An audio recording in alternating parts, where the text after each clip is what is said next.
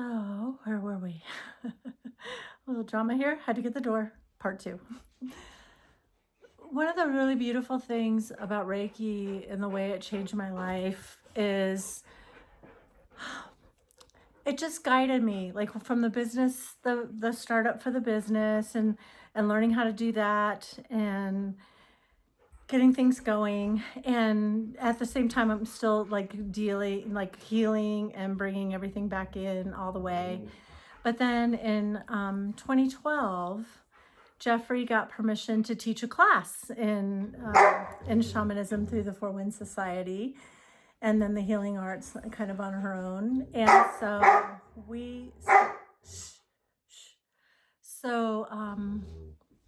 so I just had to join. I could never imagine that this would be available to me. And I felt so strongly guided. And I actually had like a retirement investment that I cashed in so that Dana and I could join in the class. And it was worth like every single penny. And it was the most amazing journey. So 2 years, we met for 2 weekends out of each direction. So a total of about five and a half days for each direction to do the healing arts and to go through the medicine wheel. And it was completely life transforming. And one of the things I knew was that it would be so important for my spiritual journey, for my intuition. And what I didn't know is how much it would open my heart and also how much it would ground me. So as a Reiki master, I was really, really good at just like kind of flying through the cosmos and being out of my body, being all love and light and not very, not very grounded in any way. But as I got more grounded with the practices, doing shamanic breath work and things like that, all of a sudden I started to feel so much more connected to my body, and my health was getting stronger and stronger, like exponentially. And that was really great too, of course.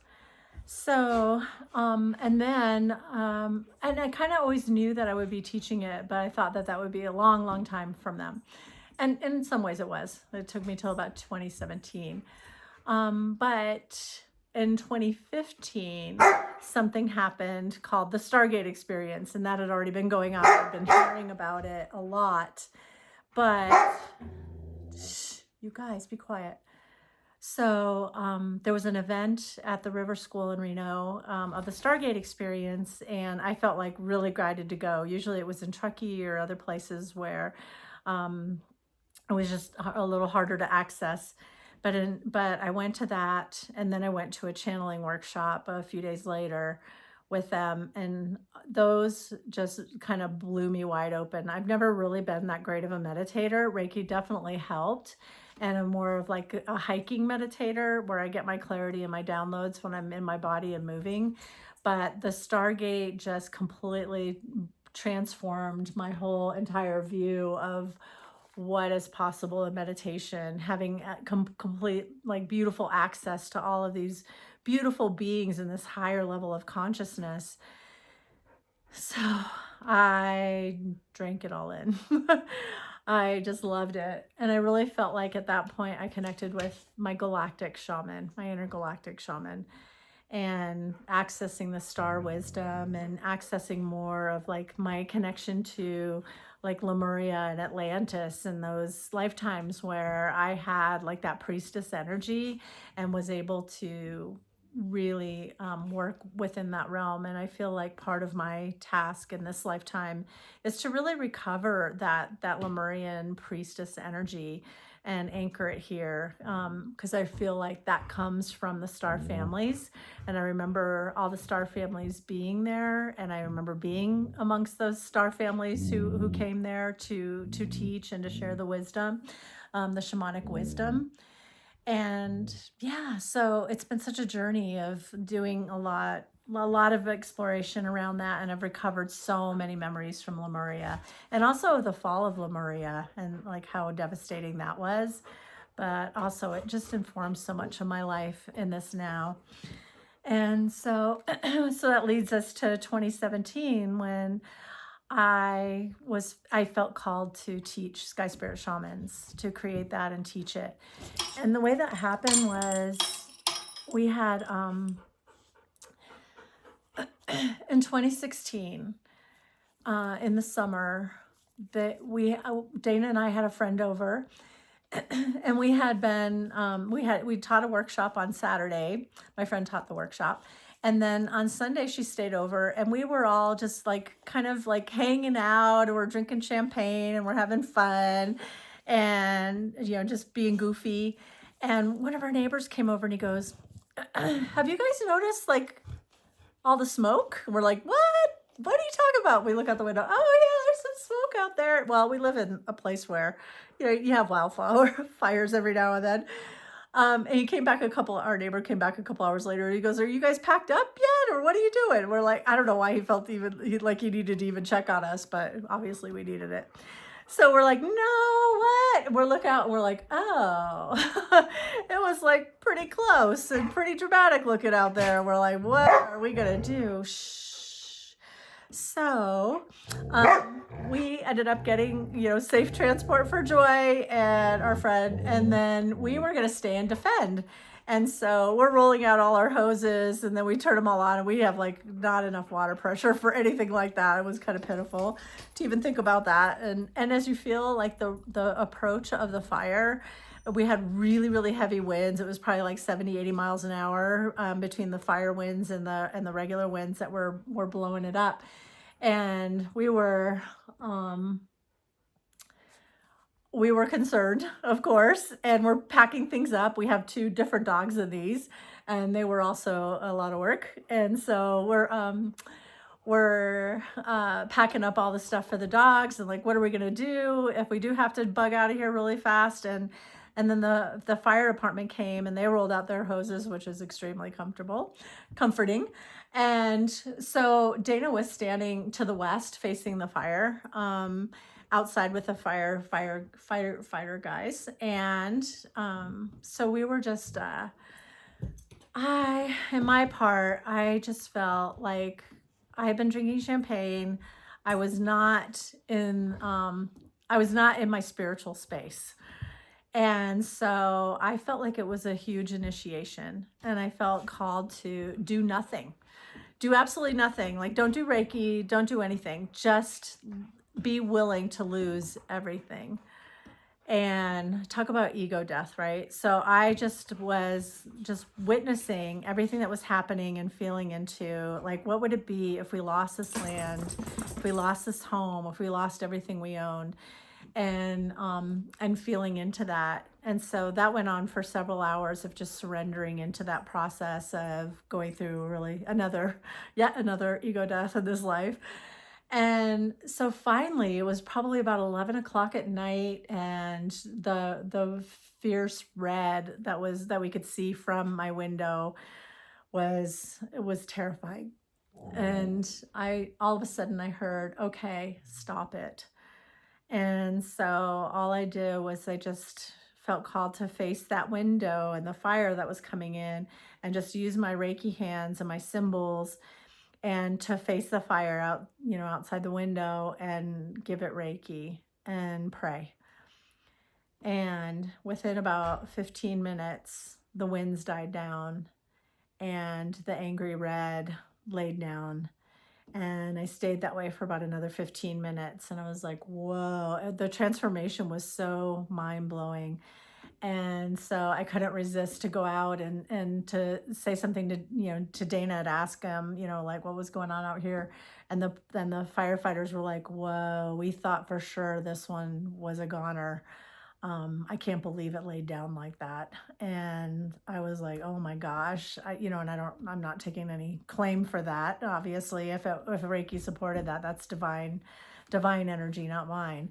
It wasn't my power that did it. It was, it was obviously something greater. But what I heard after that, the fire department stayed in the driveway all night and watched over our house, which was beautiful.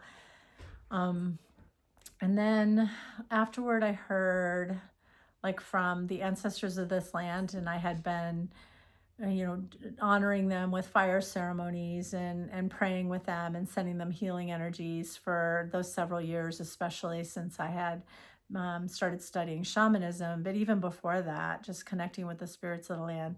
But the ancestors of the land told me, these guides, they said, well, we're here to support you. And at the same time, we have something to ask of you. And that is when they started getting me up in the middle of the night with all these downloads about sky spirit shamans, about how to place things together, about how to integrate the coaching and the Reiki and the shamanism and the medicine wheel and the Stargate, and how to bring them all together into something that was greater than the sum of its parts. And that was so huge and so exciting. I mean, it was so exciting, and I was terrified. And so I began to work with a couple of people for free, and teaching them some of the skill sets and things like, and some of the wisdom, and it was really beautiful and informal, like the old days where you would just sit in circle. And we had our teepee by then. We had that up in 2015, and it felt really aligned. And so Spirit said, yes, offer it to the community and see what happens. And so when I did, it was just overwhelming, wonderful response. And it's been so fulfilling to do that, to watch the transformation for the students. And not everybody is called to this path. Reiki is like, I think Reiki would be a wonderful thing for anybody who feels called. But shamanism is a different story. It's a lot more abrupt. It's a bigger energy. I feel like it's meant for those who are almost can't resist the call, would be the way to say it. And then oftentimes people are on that shamanic path where they're running into spirits, or they're called to do clearings in homes or on people, or just random things that happen that tell them that they're on the path. And it's really hard to walk it if you don't have somebody to support you. And so that's what I felt called to do, to support people in that. And then, of course, 2020 came and was like throwing a bowling ball at all the little spiritual entrepreneurs in the world who were like, what the heck, or even little, business owners of any kind. Like almost, took us all out. But, for those of us who are still standing, way to go. And, oh God, it's just been such an incredible journey. I feel called to share a little bit too about, there's the Dr. Alberto Villoldo is the one who created the Four Winds Society that Jeffrey was a trainer for. And he was like a medical anthropologist who was studying consciousness. And he ended up going into the jungles of Peru, where he found indigenous people who had really beautiful access to the indigenous wisdom from time immemorial, who had not been compromised by colonization so much. And there was a reason for that, because the shamans went up into the mountains when the Spaniards came, the conquistadors, and they preserved the wisdom up there. And then they came down from the mountain in 1954. And so it was a little bit different there than it was in the North Americas, where, the genocide and cultural genocide took such an enormous toll on so many communities. And some people just are not, who are the wisdom keepers anywhere in the world, they may not be willing to share. And that's rightly so. It's their indigenous wisdom, and theirs to protect and theirs to use as they feel guided. But for whatever reason, and part of it is from prophecy, a lot of people in Peru felt called to share with Alberto Villoldo the indigenous wisdom. And there is the prophecy of the eagle and the condor, where when they fly wing to wing with one another, we will shift the consciousness on the planet and evolve from Homo sapien to Homo luminans. And so a lot of people did share with him, and he wrote all these beautiful books, and he's founded the Four Winds Society. And the work is absolutely incredible. And I feel so blessed to have learned from that tradition, and also to have received my own adaptations to how I may share that wisdom in a way that honors the indigenous wisdom keepers and the ancestors of this land who have supported me. and also the local Native people who have been so supportive of me in sharing this work. And so I just can't even articulate the level of gratitude that I have for walking this path and for all of the love and the joy and the fulfillment that I have received as part of it. And it is not an easy path to walk. I'm the kind of person who has a Pluto complex in my astrology chart, which means basically that I get to learn all about power through disempowerment and through illegitimate power and other people, and how do I rise back up into my authenticity and live the truth of my heart, even when obstacles come into my path. And so I feel like that's why, like the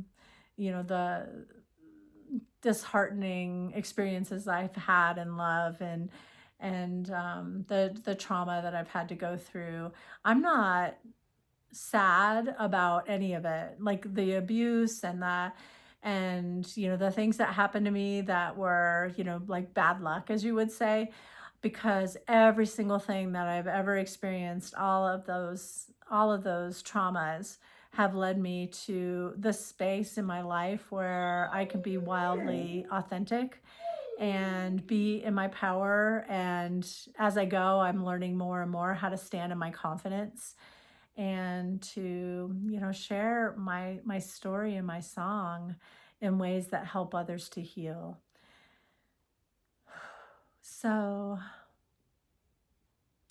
I know that these are really tricky times on Earth. And I know that a lot of people are struggling, and we're going into a lot of information overload.